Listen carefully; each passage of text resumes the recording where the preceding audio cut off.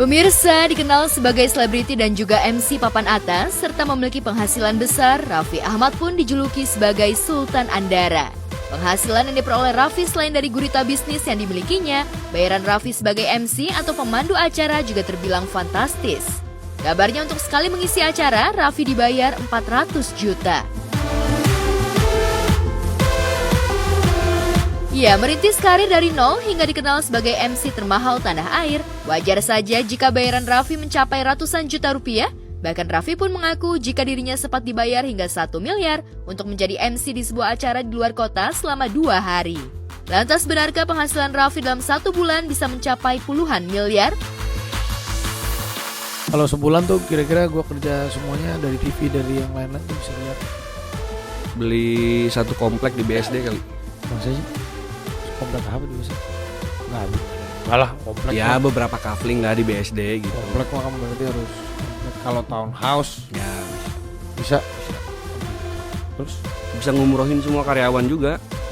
masa sih? Iya, tahun depan lah. Minta. Iya. Meski bayaran Raffi untuk menjadi MC terbilang fantastis, namun Raffi memang tak segan-segan menawarkan diri menjadi MC di acara para sahabatnya, seperti saat pernikahan Torik Halilintar dan Alia, serta Rizky Febian dan Mahalini. Kalau seandainya Iki sama Mahalini nikah, aku yang jadi MC lah.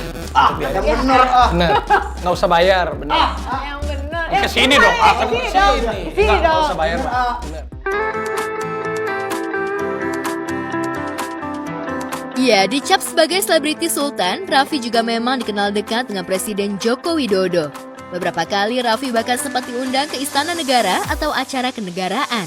Dan baru-baru ini, Raffi dan Nagita Slavina diajak Jokowi belusukan ke IKN bersama influencer dan teman-teman artis, diantaranya Atta Halilintar, Aurel Hermansyah, Zaskia Sungkar, Irwansyah, Ferry Mariadi, Gading Martin, dan Omes. Toran sama Pak Presiden IKN pertama kali nih. Iya. Jadi jalan tolnya udah jadi ya Pak? Kita lagi ya Pak? Udah jadi. Ini kita pertama kali Pak. Terima kasih.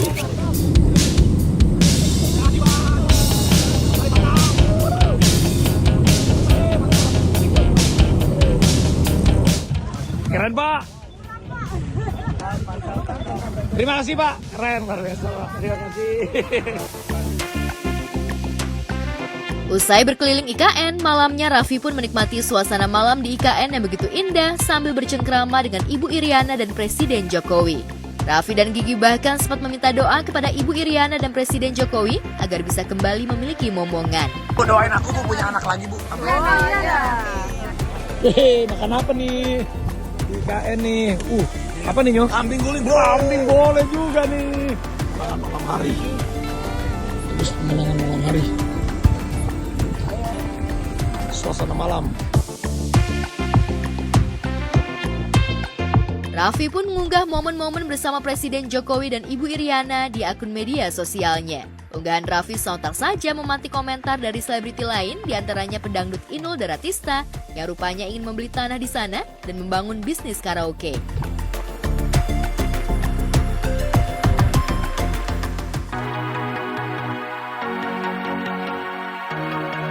Sementara sebelum terbang ke IKN, Raffi bersama Samuel Zilguin terlihat asyik kulineran saat berada di Kendari, Sulawesi Tenggara. Raffi dan Samuel pun terlihat begitu menikmati berbagai macam makanan khas Kendari, mulai dari makanan hingga minuman sambil berbincang-bincang dengan Samuel. Tapi kalau mau lari pakai makan ini sih enak sih. Kalau mau lari harus loading karbo dulu. Yoi. Kalau mau di atas 10 kilo harus loading karbo. Terus ada ini juga nih. Nasi paru Rika Baibun. Wah, ini beda lagi. Ini paru, telur, nasi. Lo ada mau lo cobain nggak? Kalau ngeliatnya kenyang ya. Ini sih penasaran. Ah, Bang. coba deh. Milk bun. Ini milk bun. Kalau di luar negeri lagi. Kayak di Thailand. Nah, Yang kemarin di Razia di Indonesia loh. Iya. Kita buka ya.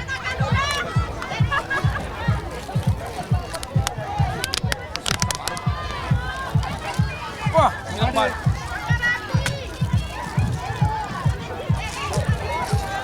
Mirip nggak ya rasanya?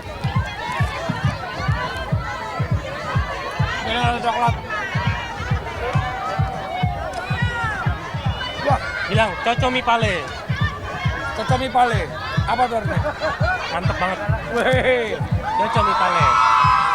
cocomi pale. Pale lumpuh gitu. Pale tuh bro kalau di sini.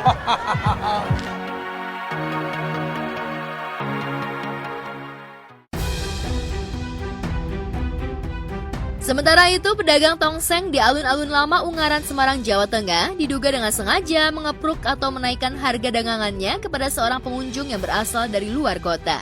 Dalam sebuah video yang beredar di jagat maya, seorang wanita terlihat emosi dan marah sambil memperlihatkan nota pemesanannya yang harus ia bayar sebesar Rp535.000. Ini tadi masa sempat nanya jadi apa enggak. Dia ini penipu semua ini. Lain kali lebih hati-hati, jangan pernah makan di sini. Karena kita plat nomor pendatang ini yang jual. Ini juga. Gini. Tadi ditanyain, soalnya tadi ini nanya, Beli. Kalau kayak gini kan nggak masuk akal. Diviralin. Gak doan bolan semuanya, TikTok semua tak masukin. Ya, gak punya malu dia. Ya, wanita tersebut emosi lantaran dirinya harus membayar ratusan ribu padahal hanya memesan 3 porsi sate, 4 porsi tongseng, 6 nasi, serta 2 es teh manis dan 1 es jeruk. Wanita tersebut merasa jika pedagang tersebut sudah menipu dirinya hanya karena dirinya dari luar kota Semarang. Mendapat protes, pedagang tongseng tersebut dengan santai mengembalikan uang sebesar 50.000 dari pembayaran 535.000. Kalau untuk saya pribadi sih sebaiknya ya, namanya hijab kabul itu kan di awal. Jadi sebaiknya bukan saya mempersalahkan konsumennya, tetapi itu adalah karena di skip prosesnya gitu. Kita nggak tahu harganya, kita nggak tahu dealnya berapa, tapi sudah dilakukan prosesnya gitu. Jadi menurut saya sih ada baiknya tetap menanyakan gitu, sehingga ijab kabulnya di depan gitu, kayak berapa nih mas? Segini.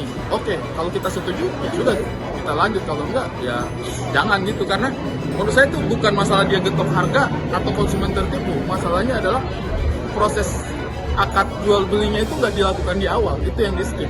Kalau misalnya proses akadnya dilakukan di awal, hal itu pasti bisa dihindarkan gitu. Jangan makan dulu sebelum proses akadnya selesai gitu. Ya nggak sih?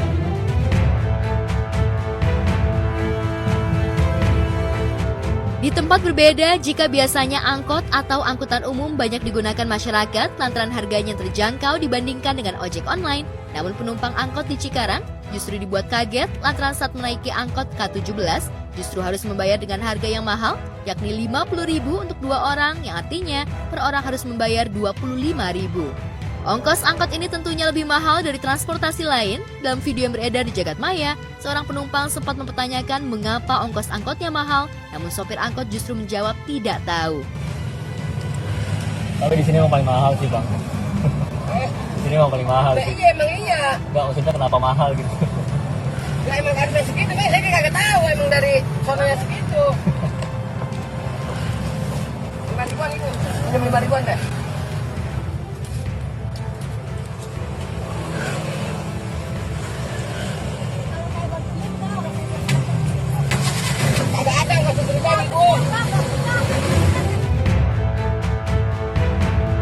Dulu sekolah dari SMP sampai aku kuliah tuh naik angkot. Sampai SMA, kuliah aku udah syuting, udah bisa naik taksi lah, celah. Aku naik angkot, bahkan aku juga dulu naik Kopaja dan lain-lain gitu. Tapi kalau zaman aku naik angkot, itu kayak dipukul rata deh. Misalnya kayak 5.000 gitu kan ya, 5.000 mau dari ujung mana, mau jauh mau dekat ya tetap sama segitu. Tapi kalau sekarang nggak tahu gimana kebijakannya. Naik angkutan umum yang harusnya murah tiba-tiba 50.000 atau sampai 100.000, itu sih menurut gue, wah ini sih parah ya.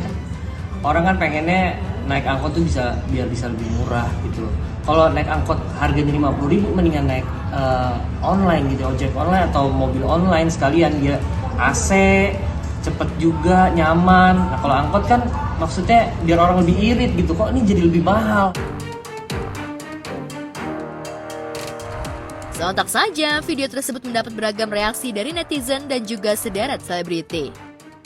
kalau buat aku setiap pengusaha itu mereka udah mempertimbangkan perhitungannya gitu loh. Jadi ketika harga toyo dipatok sekarang jadi mahal, padahal jauh atau dekat jadinya sama gitu kan, pasti udah ada perhitungannya sendiri-sendiri. Dan pasti ada orang-orang juga yang merasa menerima karena membutuhkan transportasi itu dan buat dia juga menguntungkan aja gitu. Jadi buat aku pasti setiap pengusaha apapun itu, mau pengusaha angkot atau apa, tarif yang ditentukan pasti udah diperhitungkan baik-baik. Kenapa harganya segitu? Kalau toh terlalu mahal juga, akhirnya kan akan ditinggal sama semua orang. Akhirnya dia akan adjusting dengan kira-kira orang mampu bayarnya berapa ya. Dan orang yang nggak sanggup bayar juga akhirnya kan akan memperhitungkan lagi, gue berarti harus gimana nih untuk mencapai tujuan gue dengan harga yang cukup buat dia. Dan mungkin untuk supir atau driver yang lain, toh bisa dilihat dulu nih tarifnya kemana, jangan tiba-tiba ditembak gitu, kayaknya sangat merugikan orang gitu. Jadi semoga kedepannya tidak terjadi hal-hal seperti ini lagi.